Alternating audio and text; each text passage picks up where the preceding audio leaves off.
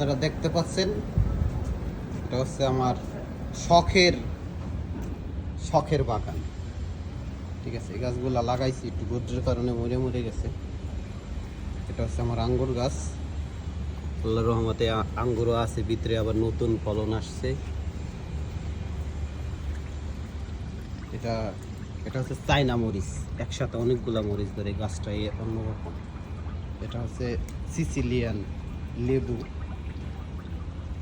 এটা হচ্ছে একটা ফুল, এটা তো আপনারা সবাই চেনেন, মেন্তা বলে ইটালিয়ান, আর বাংলাদেশে পুদিনা পাতা। আমি ফুল আসছে, ফলগুলা রাখার জন্য আর কি ফুলগুলা লাগছে। এই হচ্ছে আমার কুমড়ো গাছ, কুমড়ো আছে মাশাআল্লাহ আল্লাহর রহমতে, ভিতরে পর্যাপ্ত ফুল আছে। এই ফুল গাছটা আমি রাস্তা থেকে টুকাই এনে লাগাইছিলাম, আল্লাহর রহমতে মাশাআল্লাহ একটা ফুল হয়েছে।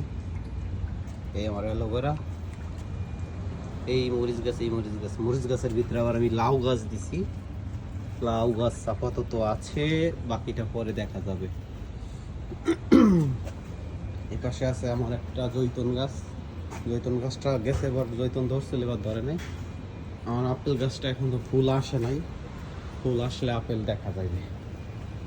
এই আমার ছোট্ট শখের বাগান।